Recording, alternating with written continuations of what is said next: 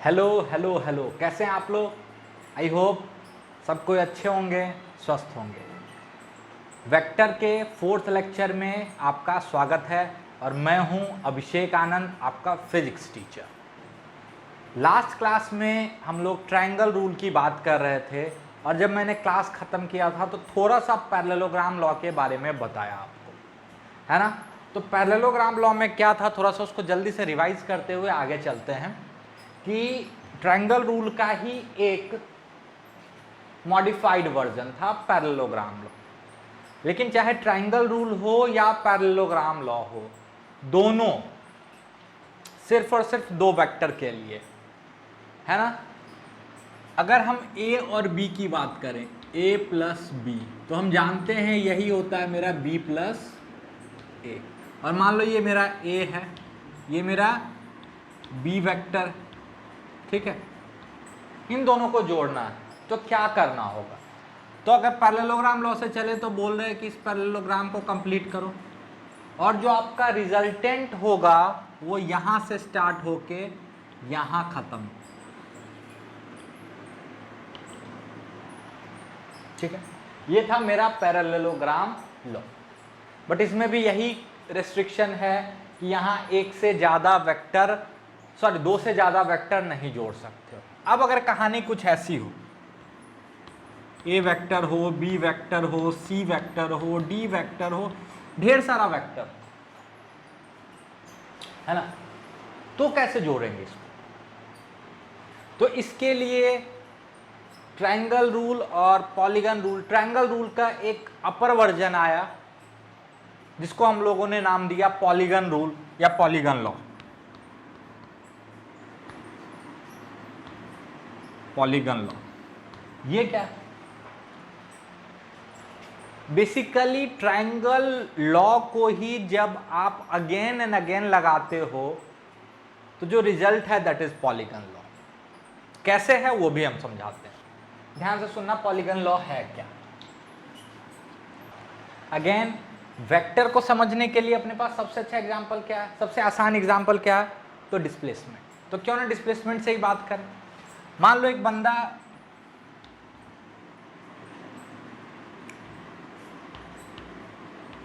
1 to 2 चला, तो इसका जो डिस्प्लेसमेंट था वो d1 था।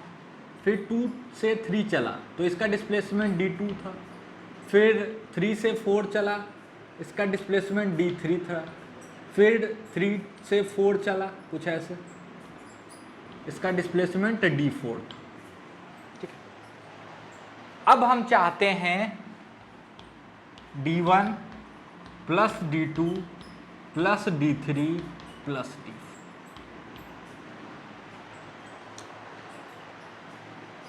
ठीक है। मतलब इन सारे डिस्प्लेसमेंट का एक रिजल्टेंट चाहते हैं। तो रिजल्टेंट का मतलब क्या था कि इन सारे डिस्प्लेसमेंट के बदले एक सिंगल डिस्प्लेसमेंट रखो जो इफेक्टिवली वही डिस्प्लेसमेंट प्रोड्यूस कर रहा है जो सब मिलके प्रोड्यूस कर रहे थे। तो ध्यान से अगर देखो तो इन सब का एक इफेक्टिव डिस्प्लेसमेंट ये है, दिस इज योर रिजल्टेंट, है ना। तो पॉलीगन लॉ क्या बोलता है, पहले उसको समझते हैं। पॉलीगन लॉ बोलता है कि जिन वेक्टर्स को जोड़ना है उसको ऐसे जोड़ो कि पहले के हेड पे दूसरे का टेल, दूसरे के हेड पे तीसरे का टेल, तीसरे के हेड पे चौथे का टेल, ठीक है। और जो रिजल्टेंट होगा वो फर्स्ट के टेल से शुरू होके लास्ट के हेड पे खत्म होगा।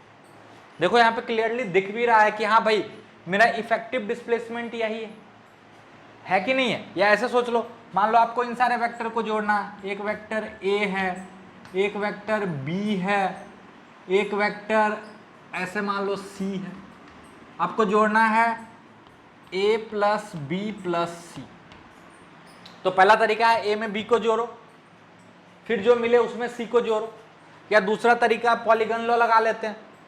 तो ए बी, तो ए के हेड पे बी का टेल, बी को ऐसे रख दो यहां, है ना। ये भी बी है मेरा, अरे मैंने ना डायरेक्शन बदला ना मैग्नीट्यूड बदला। और सी, सी ऐसे कुछ है ना। सी को यहां ले आते हैं,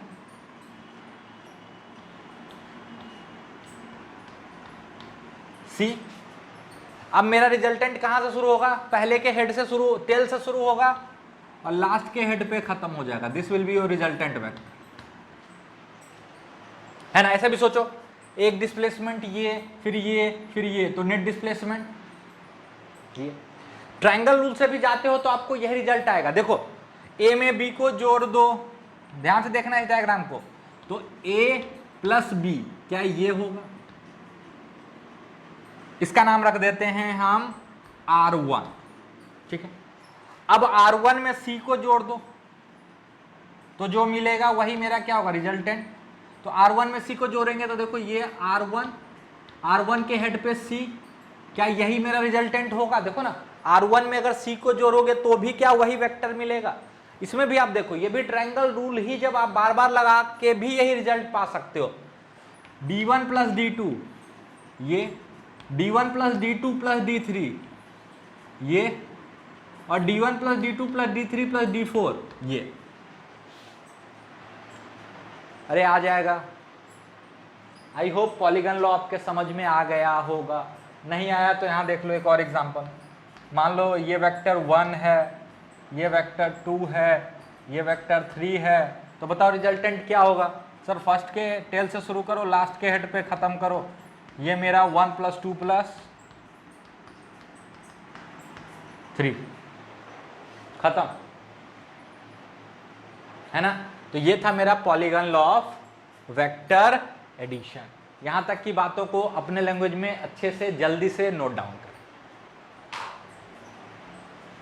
वेक्टर सब्ट्रैक्शन, ध्यान से सोचो तो वेक्टर सब्ट्रैक्शन अलग नहीं है। Vector subtraction is nothing but vector addition.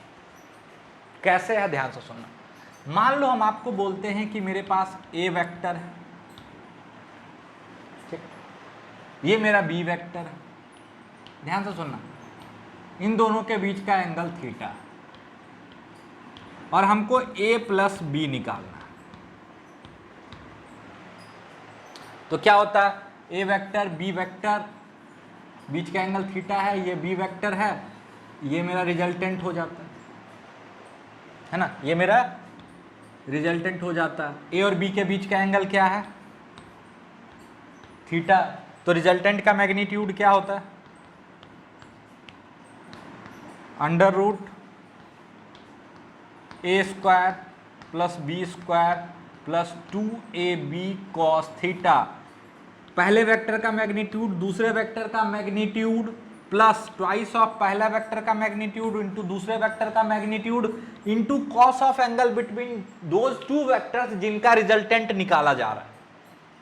हाँ सर अच्छी बात है, ये तो पिछले क्लास में भी आपने बताया था।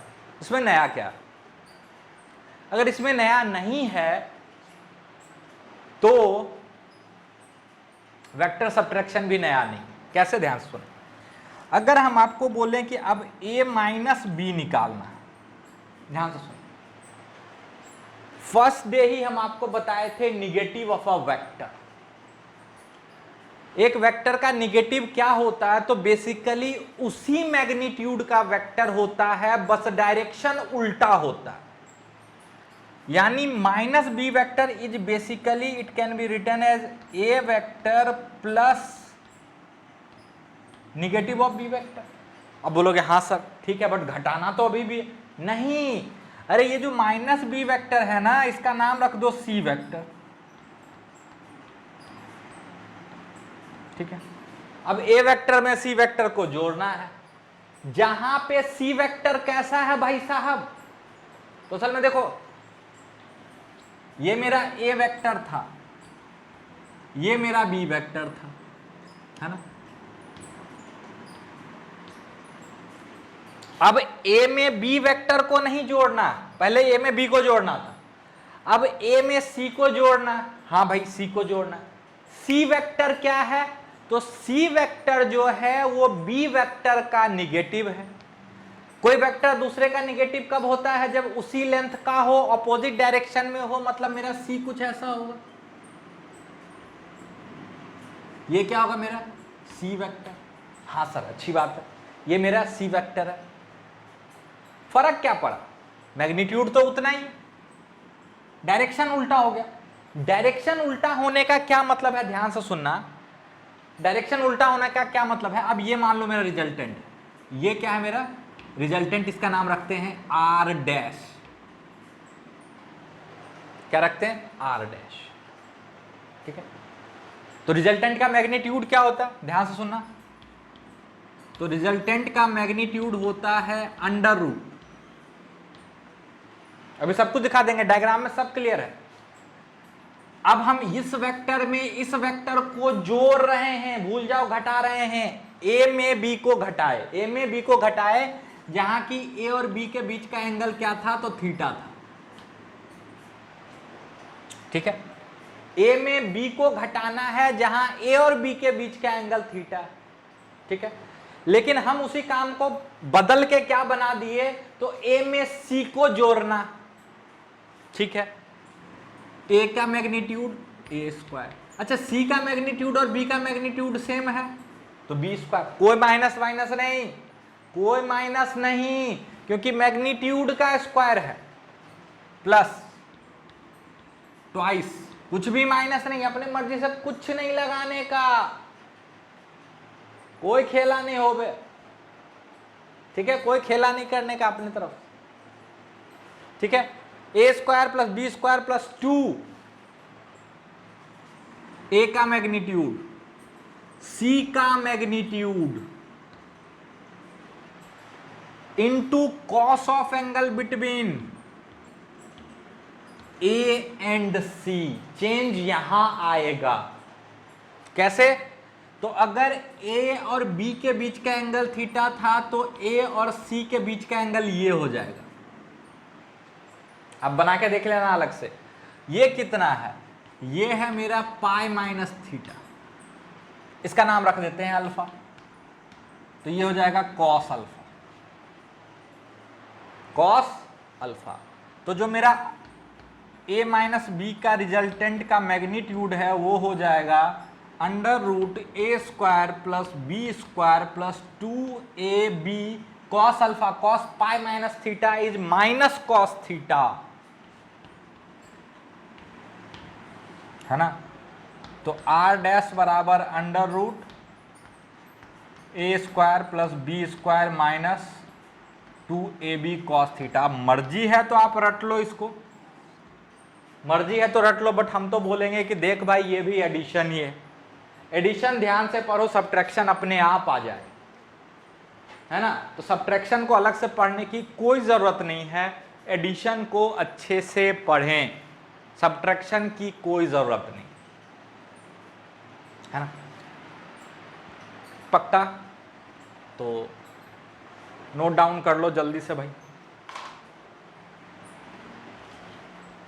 अब हम लोग थोड़ा सा आपको लगेगा बिल्कुल अलग है, बट अलग नहीं है, हम इसको यहीं पे पढ़ाते हैं, ठीक है। तो एक अगला जो टॉपिक हम लोग है अब लेने वाले हैं, दैट इज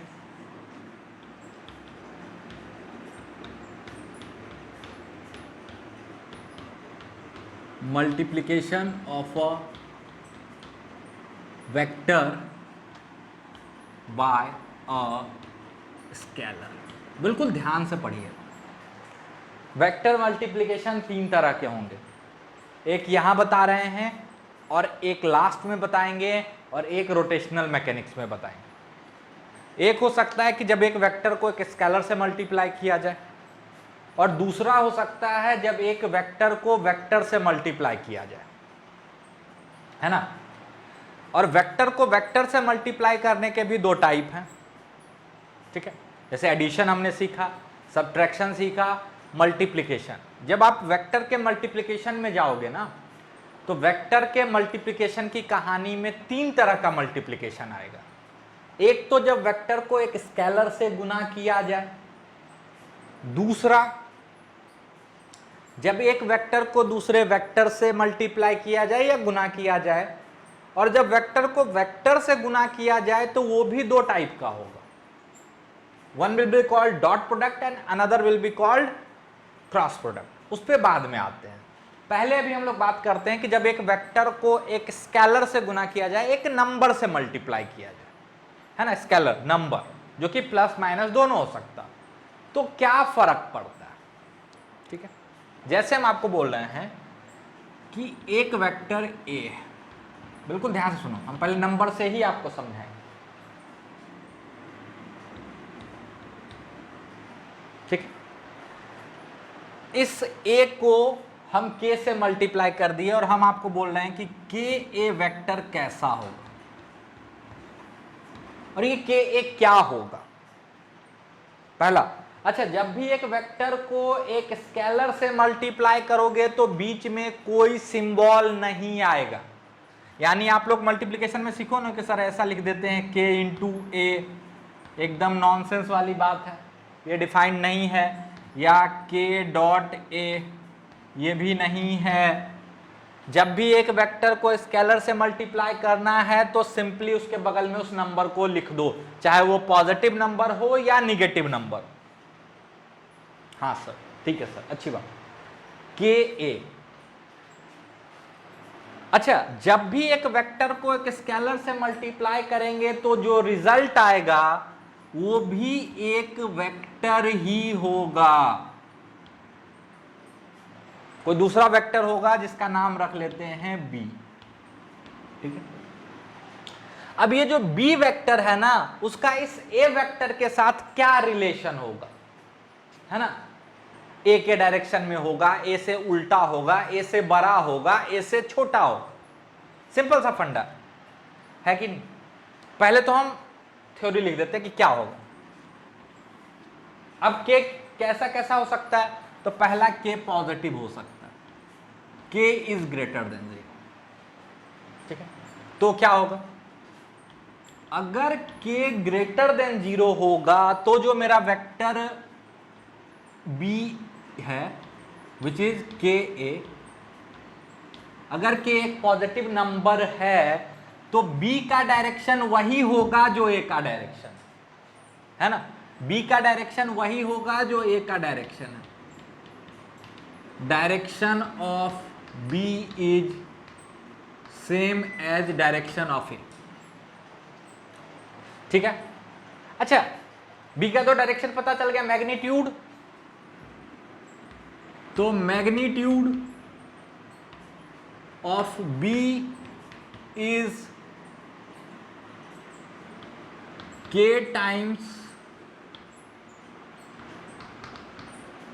मैग्नीट्यूड ऑफ ए, यानी ए का जो मैग्नीट्यूड था उसका के गुणा हो जाएगा बी का मैग्नीट्यूड। यानी इसको आप मैथमेटिकली लिख सकते हो, magnitude of B is basically K times magnitude of A, ठीक है। इसका क्या मतलब है, ध्यान से सुनो।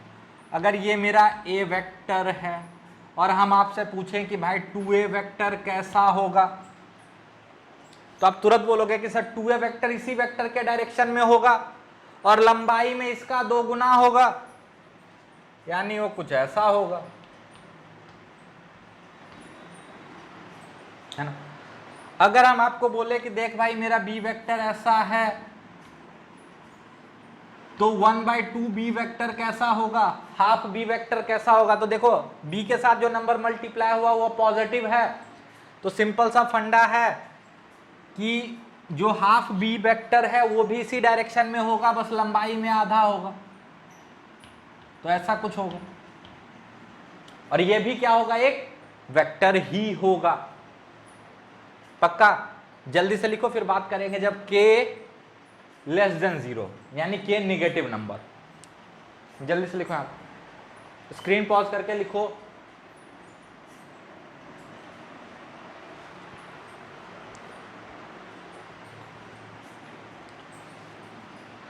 अब मान लेते हैं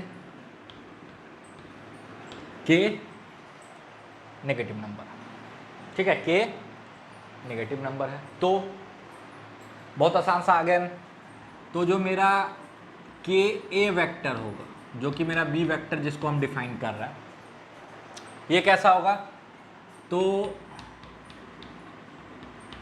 direction of B is opposite to that of A, B का डायरेक्शन ए के डायरेक्शन का अपोजिट होगा, और magnitude of B will be mod K times magnitude of A. अब आप बोलोगे सर मॉड के क्यों? अब बी का मैग्नीट्यूड कुछ गुना होगा ए का, तो के गुना तो नहीं हो सकता क्योंकि के निगेटिव नंबर है, और इसका मैग्नीट्यूड कभी निगेटिव नहीं हो सकता। समझ में आया? इसको हम समझा देते हैं, तुरंत समझ में आ जाएगा। मान लो ये मेरा ए वेक्टर, ठीक है, और आपसे कोई पूछ ले -2a वेक्टर, तो तुरंत समझ जाना है कि ये जो -2a वेक्टर है जिसका नाम हम बी रख रहे हैं, लेट सपोज ये ए का उल्टा होगा डायरेक्शन में, और -2 टाइम्स तो नहीं हो सकता मैग्नीट्यूड। तो मैग्नीट्यूड कितना टाइम्स होगा? तो मॉड लगाओगे तो क्या बचेगा? के का मॉड लोगे तो क्या होगा? 2। यानी ये बी वेक्टर कुछ ऐसा होगा, मान लो लंबाई में ऐसे है डबल, है ना, ये है -2a वेक्टर, ठीक है, -½ होगा तो लेंथ में आधा हो जाएगा, डायरेक्शन उल्टा हो जाएगा, है कि नहीं? सिंपल सा फंडा। तो आई होप यहां की कहानी आपके समझ में आ रही होगी। तो जल्दी से यहां तक की बातों को अपने लैंग्वेज में नोट डाउन करें, and this is called multiplication of A vector by scalar. अगर ऐसे लिखा हुआ है ना a/2, तो ये मत सोचना ये डिवीजन है, ये भी मल्टीप्लीकेशन ही है, where a is multiplied by some number which is half, ठीक है। तो अपनी मर्जी से ये मत बोलना कि ये वेक्टर डिवीजन है, वेक्टर डिवीजन नाम की कोई चीज नहीं होती है, वो डिफाइन ही नहीं किया गया है, ठीक है। तो अपनी मर्जी से कोई नया कॉन्सेप्ट नहीं निकालने का, नहीं तो हो सकता है कि आपको पकड़ के ले जाया जाए और शायद नोबेल प्राइज दे दिया जाए, तो ध्यान रखिएगा।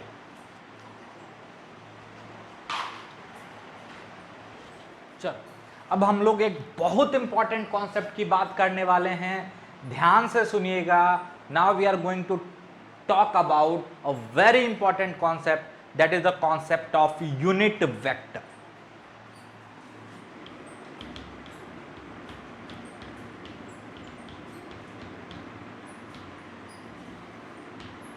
ठीक है, थोड़ा सा अलग तरीके से पढ़ाने की कोशिश करेंगे ताकि आपको बिल्कुल फील आए। वेक्टर में क्या होता है? तो एक वेक्टर अपने साथ दो इंफॉर्मेशन रखता है, मैग्नीट्यूड और डायरेक्शन। मैग्नीट्यूड और डायरेक्शन। मैग्नीट्यूड कैसे दिखाया जाता है ये तो हम लोग सीख चुके हैं। कैसे दिखाया जाता है मैग्नीट्यूड? तो अगर ए का मैग्नीट्यूड है तो या तो ऐसे दिखा लो या ऐसे दिखा लो, ठीक। अब अगर हम आपको, जैसे कि हम मान लेते हैं ये स्टैंडर्ड डायरेक्शन है, नॉर्थ, ईस्ट, वेस्ट, साउथ, ठीक है। बिल्कुल सिंपल से एग्जांपल से समझाने की कोशिश करते हैं, ध्यान से सुनिए, है ना, अच्छा लगेगा, समझ में आएगा। अदरवाइज किताबों में पढ़ोगे तो थोड़ी सी परेशानी आती है।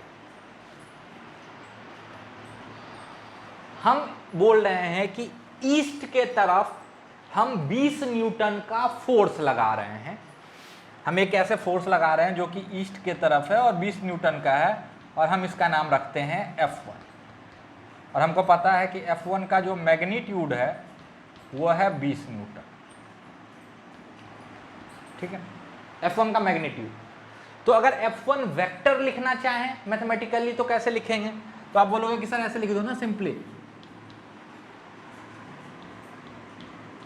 F1 बराबर 20 न्यूटन। गलत है, गलत है, गलत। कैसे गलत है? तो इक्वालिटी के इस साइड एक वेक्टर क्वांटिटी है और इक्वालिटी के इस साइड एक स्केलर क्वांटिटी है। बोलोगे सर ये तो फोर्स है ना, बट सिर्फ मैग्नीट्यूड है, इसमें डायरेक्शन का कोई ज्ञान नहीं है। That means this information is not complete. और अगर आप ऐसे लिखते हो तो ये गलत है। कैसे सही होगा सर? तो डायरेक्शन जोड़ो, तो आपको लिखना होगा F1 is equal to 20 newton towards east, east की तरफ 20 न्यूटन। अब सही है? बिल्कुल सही। मान लो हम बोलते हैं कि नॉर्थ के तरफ एक मैग्नेटिक फील्ड काम कर रहा है जिसका कि मैग्नीट्यूड है 10 टेस्ला। इसको कैसे लिखेंगे मैथमेटिकली? तो आप लिखोगे कि जो मैग्नेटिक फील्ड वेक्टर है वो है 10 टेस्ला टुवर्ड्स नॉर्थ। सही। इसी तरह मान लो इधर एक कार 20 मीटर पर सेकेंड से चल रहा है, तो वो बताओ इसकी वेलोसिटी कितनी है? तो आप बोलोगे सर इस कार की वेलोसिटी है 20 मीटर पर सेकेंड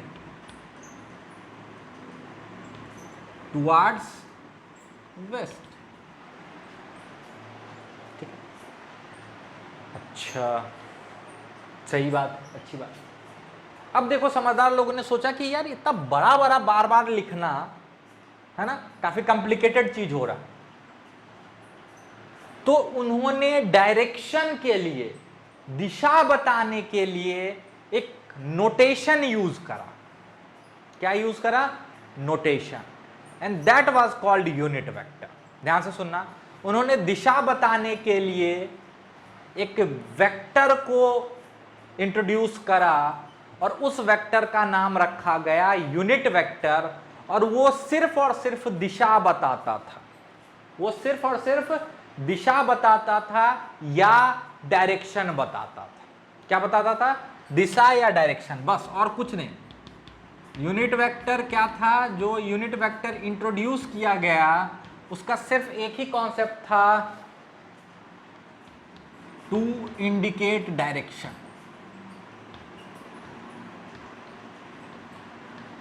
और यूनिट वेक्टर को बाकी वेक्टर से, सिंपल वेक्टर से अलग करने के लिए, ताकि कोई कंफ्यूजन ना हो, एक नोटेशन यूज किया गया है कि जैसे हम वेक्टर को ए से डिनोट करते हैं ना, तो समझ जाते हैं ये वेक्टर है। उसी तरह अगर यूनिट वेक्टर है जो कि दिशा बता रहा है, उसको ऐसे डिनोट करेंगे, ए कैप, कैप या हैट बोलते हैं। क्या बोलते हैं? कैप या हैट। सामने वाला तुरंत समझ जाएगा कि ये एक यूनिट वेक्टर है। क्या है? Unit vector. अच्छा, अब अभी जो यूनिट वेक्टर हम बता रहे हैं वो कोई स्टैंडर्ड यूनिट वेक्टर नहीं है, वो हम डिफाइन कर रहे हैं, बट आगे चल के हम आपको कुछ स्टैंडर्ड यूनिट वेक्टर भी बताएंगे। जैसे यहाँ पे हमने डिफाइन कर दिया कि टुवर्ड्स ईस्ट लिखने की जगह पे अगर हम ई कैप लिख दें तो कितना अच्छा होगा। टुवर्ड्स नॉर्थ लिखने की जगह पे हम लोग एन कैप लिख दें तो सामने वाला क्या समझ आएगा? और हम बोल देंगे कि देखो एन कैप क्या बता रहा है, तो नॉर्थ की तरफ। ई कैप क्या बता रहा है? ईस्ट की तरफ। हम बता देंगे क्योंकि ये स्टैंडर्ड नोटेशन नहीं है। डब्ल्यू कैप वेस्ट की तरफ, एस कैप साउथ की तरफ, सब छोटा लेटर जनरली यूज होता है ना। आप बड़ा भी कर सकते हो, बड़ा भी करेंगे हम, बट हम इसका नाम सब छोटा लेटर से दिखा रहे हैं। मान, अब देखो इसी फोर्स को अब हम ऐसे लिख सकते हैं, देखना नोटेशन कितना कॉम्पैक्ट हो जाएगा। फोर्स बराबर 20 न्यूटन, यानी मैग्नीट्यूड। ये क्या है? मैग्नीट्यूड। किधर? Towards east. तो अब टुवर्ड्स ईस्ट ना लिख के सिंपली अगर ई कैप लिख दिए और हम बता दिए कि ई कैप ईस्ट के डायरेक्शन को बता रहा है, तो क्या मेरा काम हो जाएगा? हो गया ना। देखो मेरा नोटेशन कितना कॉम्पैक्ट हो गया। इस मैग्नेटिक फील्ड को सीधे हम क्या लिख सकते हैं? 10 टेस्ला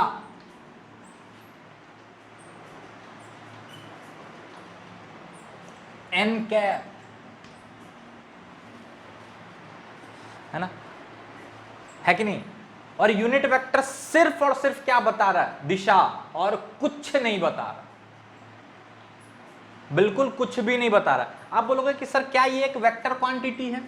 बिल्कुल है, बिल्कुल वेक्टर क्वांटिटी है, क्योंकि हम जानते हैं अगर किसी वेक्टर को एक स्केलर से मल्टीप्लाई करें तो रिजल्ट एक वेक्टर आता है, अभी तुरंत सीखे थे। तो अगर इस वेक्टर को, ये जो स्केलर है, जो मैग्नीट्यूड है, उससे मल्टीप्लाई करेंगे तो रिजल्टेंट क्या आएगा? वेक्टर आएगा। ठीक है, इसी तरह इस वेलोसिटी को क्या लिख सकते हो?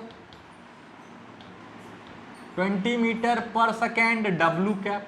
ध्यान से सुनो, ये सब स्टैंडर्ड नोटेशन नहीं है, ये हम अभी डिफाइन किए हैं, आपको बता दिए हैं, तब जाके हम ये लिख पा रहे हैं, है ना। कुछ स्टैंडर्ड नोटेशन भी है, वो भी यूज करेंगे। अच्छा, और इसका क्या मतलब हो रहा है, बिल्कुल ध्यान से सुनना, बिल्कुल बेसिक से बता रहा हूं। इसका क्या मतलब है? इसका मतलब है कि किसी भी वेक्टर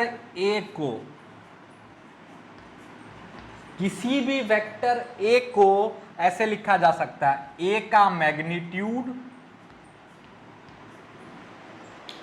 इंटू ए का डायरेक्शन।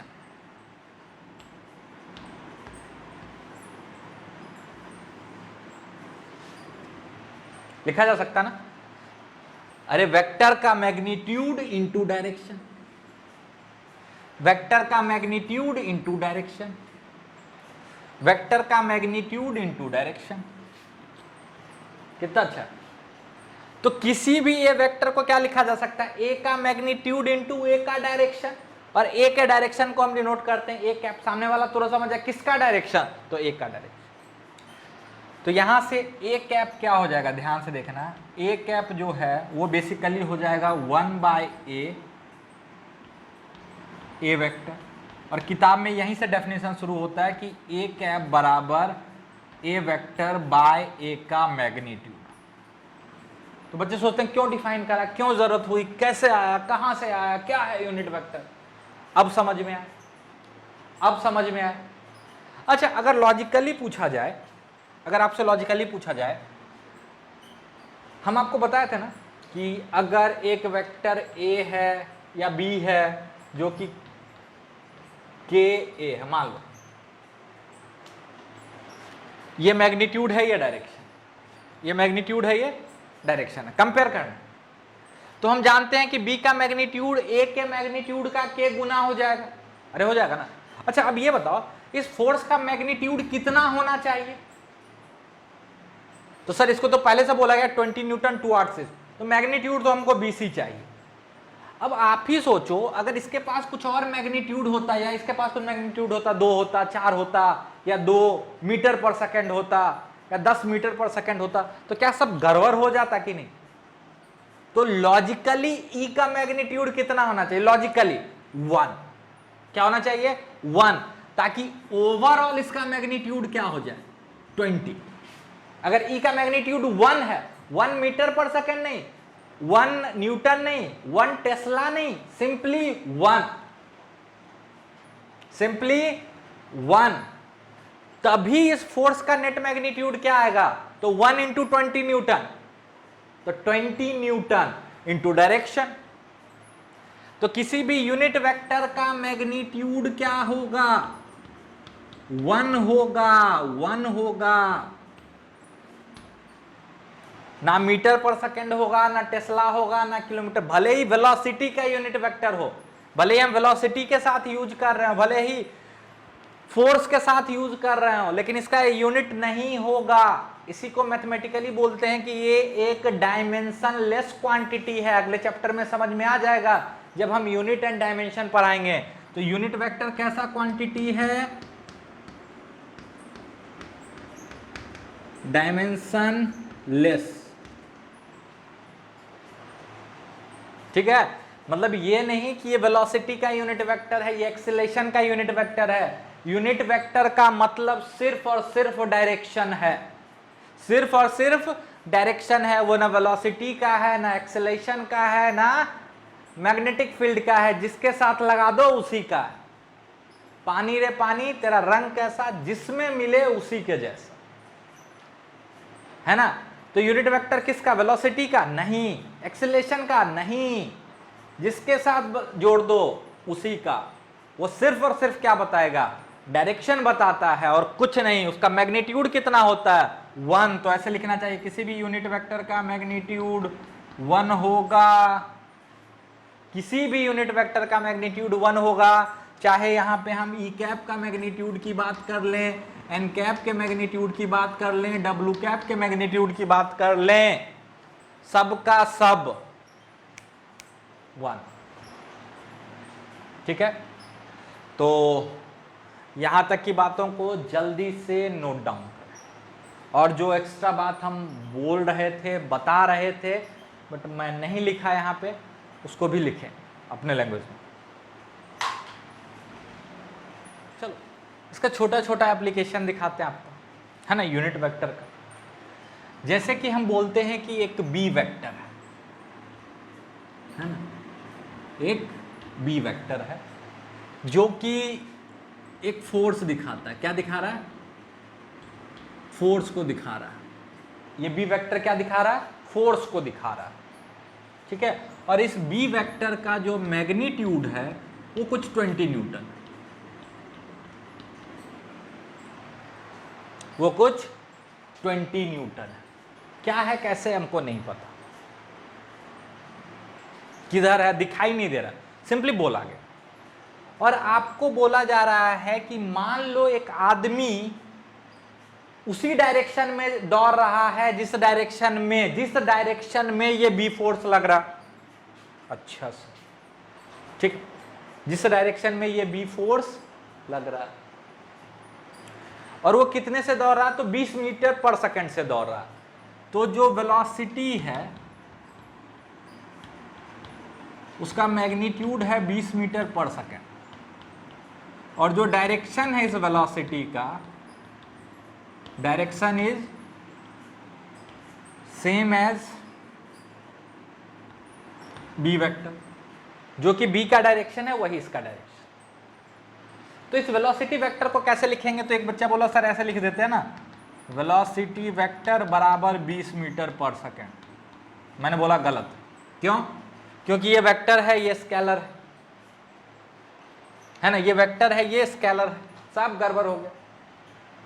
दूसरा बच्चा बोला अच्छा सर ऐसा करते हैं ना, v को ऐसे लिख देते हैं, v बराबर 20 मीटर पर सेकेंड इंटू बी वेक्टर। मैंने बोला ये भी गलत। इसमें क्या गलत है, ध्यान से सुनो। डायरेक्शन तो बी के डायरेक्शन में हो गया, लेकिन एक पंगा हो गया। क्या पंगा हो गया? तो हम जानते हैं कि जब भी किसी वेक्टर को किसी स्केलर से मल्टीप्लाई करते हैं तो इसका मैग्नीट्यूड इतना गुना हो जाता है, और इसका ऑलरेडी मैग्नीट्यूड है 20 न्यूटन। अब 20 न्यूटन जब 20 मीटर पर सेकंड से मल्टीप्लाई हो गया तो ये बन गया 400 न्यूटन मीटर पर सेकंड। यानी जो अभी आपके पास भी आ रहा है ना, ये जो भी आप वेक्टर बना रहे हो नया, ये कुछ ऐसा दिखेगा आपको। डायरेक्शन तो बी के डायरेक्शन में होगा, ठीक है। क्यों? क्योंकि इस बी को मल्टीप्लाई किए एक पॉजिटिव नंबर से, तो जो मेरा वेक्टर मिला वो बी के डायरेक्शन में होगा, ठीक है, अच्छी बात है।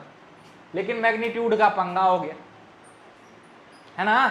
अरे इसका मैग्नीट्यूड 20 मीटर पर सेकेंड से गुना हो गया, तो इसका मैग्नीट्यूड ऑलरेडी 20 था। अच्छा सर, हाँ, मतलब यहां सिर्फ दिशा चाहिए, सिर्फ डायरेक्शन चाहिए, साथ में कोई मैग्नीट्यूड नहीं चाहिए, 1 चाहिए, 1। अब दिमाग ठनका। अब बोले अच्छा सर बी के डायरेक्शन को तो हम ऐसे दिखाते थे, बी कैप से। हाँ, और ये कैसे होगा बेसिकली? तो सर बी कैप जो था ना, वो अभी आपने बताया था कि B vector divided by its magnitude, और जो बी कैप है ना सर वो तो एक होता है, उसका मैग्नीट्यूड तो एक है, और डायरेक्शन वही है जो बी का है।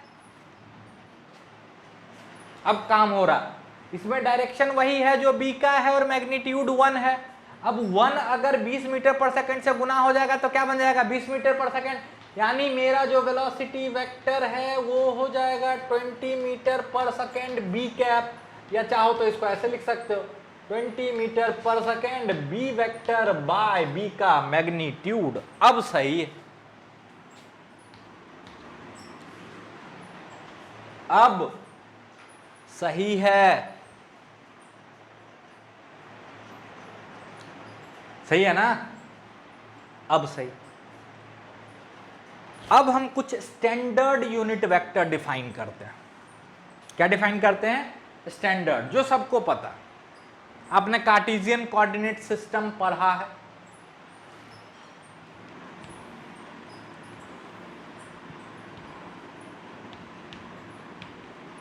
एक्स वाई और जेड, ठीक है। तो जो पॉजिटिव एक्स का डायरेक्शन होता है ये वाला, इस डायरेक्शन को दिखाने का तरीका होता है स्मॉल आई कैप। एच.सी. वर्मा जी ने एरो ही दिखाया है, बट हम कैप ही दिखाएंगे क्योंकि हम यूनिट वेक्टर में कैप ही यूज करें। उसी तरह y वाले डायरेक्शन को, प्लस y वाले डायरेक्शन को दिखाने के लिए जो यूनिट वेक्टर यूज करते हैं वो है जे कैप, स्मॉल जे कैप। और जो k डायरेक्शन है आपका बाहर की तरफ, ठीक है, z डायरेक्शन जो पॉजिटिव है, उसको दिखाने के लिए हम लोग स्मॉल k कैप यूज करते हैं। तो दिक्कत, ये स्टैंडर्ड नोटेशन, ठीक है, पक्का। अब जैसे आपको कोई बोल दे कि भाई एक फोर्स है जो इधर लग रहा है और इस फोर्स का मैग्नीट्यूड 20 न्यूटन है, तो फोर्स को वेक्टर फॉर्म में कैसे लिखोगे? अच्छा, जे की तरफ है, जे की तरफ है, तो ये फोर्स हो जाएगा फोर्स बराबर 20 जे कैप या 20 न्यूटन जे कैप।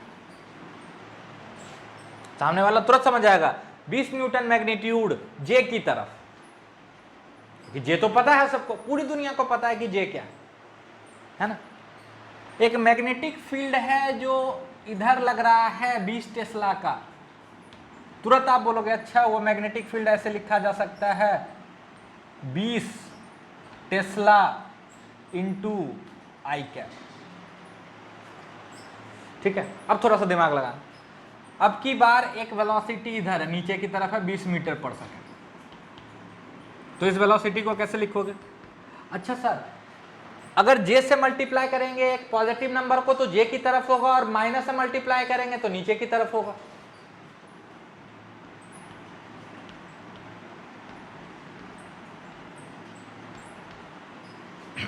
इसको ऐसे भी लिख सकते हो या ऐसे भी लिख सकते हो, आपको जो अच्छा लगे।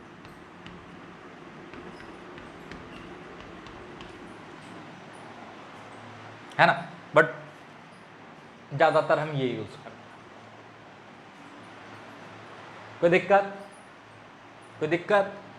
तो यहां तक की बातों को जल्दी से नोट करें, एक छोटा सा इंपॉर्टेंट पार्ट आज करके फिर हम अगले क्लास में रिजोल्यूशन बताएंगे, है ना, कि वेक्टर को कंपोनेंट्स में कैसे रिजॉल्व करते हैं। उसका एक हिंट आपको आज दे रहा है, ठीक। देखो, ट्रायंगल रूल का एक लिमिटेशन है। लिमिटेशन ये है कि आप एक साथ दो ही वेक्टर जोड़ सकते हो। तो सर पॉलीगन लॉ है ना, कभी पॉलीगन लॉ की ज्योमेट्री पे गौर करा है? क्या आप रिजल्टेंट को बहुत आसानी से कैलकुलेट कर पाओगे क्या? हाँ, ग्राफ पे आप ग्राफ पेपर पे ड्रॉ करके लंबाई नाप के कर सकते हो, बट अगर आपको एनालिटिकली मतलब नंबर वाइज सॉल्व करना है, चलो इसका मैग्नीट्यूड और डायरेक्शन दिया, इसका मैग्नीट्यूड डायरेक्शन दिया, इसका मैग्नीट्यूड डायरेक्शन दिया, तो ये जो चौथा होगा या पांचवा होगा या छठा होगा, सबको जोड़ के रिजल्टेंट का मैग्नीट्यूड और डायरेक्शन निकालना कितना मुश्किल होगा, ये कभी सोचे हो? हाँ सर, बात तो है, बात तो है। लेकिन एक चीज गौर करा होगा आपने कि वेक्टर को जोड़ना तब बहुत आसान है जब दोनों एक डायरेक्शन में हो। हाँ सर, याद आ रहा है, बिल्कुल नंबर की तरह जुड़ जाते हैं, है ना। अगर वेक्टर मान लो 4 यूनिट का हो, 3 यूनिट का हो, 8 यूनिट का हो, ठीक है, जोड़ना है तो अब तुरंत बता दोगे 4, 12, 15। सर एक 15 का वेक्टर बना लो ना इसी डायरेक्शन में। अच्छा, उसी तरह ऑपोजिट डायरेक्शन में भी हो तो जोड़ना आसान है। कैसे? सर एक 8 का है मान लो, एक 4 का है, तो सर जो रिजल्ट होगा ना वो 4 का होगा, बड़े वाले के डायरेक्शन में होगा। अच्छा, मतलब यहां से एक चीज मेरे दिमाग में क्लिक कर रहा है। लेकिन हाँ, किसी एंगल पे अगर ये है तो फिर रिजल्ट निकालना टफ। मतलब एक आइडिया यहां पे मेरे दिमाग में बार बार क्लिक कर रहा है कि अगर सारे वेक्टर एक ही लाइन के अलोंग हो, चाहे ये चाहे ये, दोनों में वेक्टर एक ही लाइन के अलोंग हो, तो उनको जोड़ना बहुत आसान है। या तो नंबर की तरह जुड़ जा बिल्कुल जो बचपन में गणित पढ़े थे, या तो बिल्कुल वैसे ही जुड़ जाएंगे व वैसे ही घट जाएंगे। हाँ सर, ये बात तो क्लियर दिख रहा है। और जैसे उन दोनों के बीच में कुछ एंगल आएगा तो लफड़ा होगा, और एंगल 90 डिग्री हो तो फिर भी आसान हो जाएगा थोड़ा सा, है ना।